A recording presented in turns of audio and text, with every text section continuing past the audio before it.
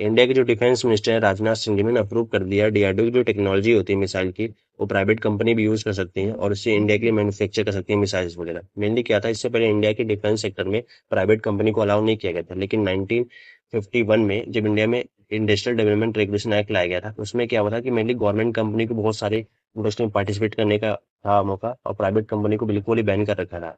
लेकिन 1991 में जब नरसिम्हा राव की गवर्नमेंट थी, तो उन्होंने जो इकोनॉमिक रिफॉर्म्स लाए थे, जिसके अंतर्गत बारह इंडस्ट्री को उससे निकाल दिया गया, लेकिन फिर भी डिफेंस और एटॉमिक एनर्जी को अलाउ नहीं किया गया कि आप पार्टिसिपेट कर सको प्राइवेट कंपनी। लेकिन 2001 में जब वाजपेयी जी की गवर्नमेंट आई, तो उन्होंने 26% प्राइवेट सेक्टर को अलाउ कर दिया डिफेंस सेक्टर में कि आप मैन्युफैक्चरिंग कर सकते हो। लेकिन 2014 में जब मोदी जी की गवर्नमेंट आई, उन्होंने 74% पहले, फिर 100% तक अलाउ कर दिया प्राइवेट कंपनी को कि आप भी पार्टिसिपेट कर सकते थे।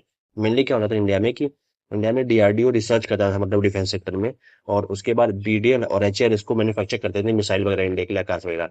लेकिन क्या होता था, इससे इंडिया का मतलब प्रोडक्शन बहुत ज्यादा डाउन था, मतलब इंडिया अपने लिए ही प्रोडक्शन सही से नहीं कर पाता था। लेकिन उसके बाद क्या हुआ कि इससे अलाउ होने से क्या हुआ, प्राइवेट जैसे टाटा हो गई, अडानी हो गई, अल्फा अडानी कंपनी हो गई, ये सब पार्टिसिपेट करेंगी और इंडिया को मतलब फ्यूचर में जिसकी नीड होगी उससे ज्यादा भी बना पाएगा। लेकिन ऐसा नहीं है कि प्राइवेट कंपनी कोई भी आके कर सकती है, मैन्युफैक्चर कर सकती है इंडिया के लिए। मेनली क्या होगा, कुछ रूल सेट किए गए हैं जिससे क्वालिफिकेशन जो वो भी इसको क्वालिफाई करेगा उसको भी मतलब ये कॉन्टैक्ट दिया जाएगा मैन्युफैक्चरिंग करने के लिए। ऐसे इन्फॉर्मेटिव वीडियो के लिए चैनल को फॉलो करें।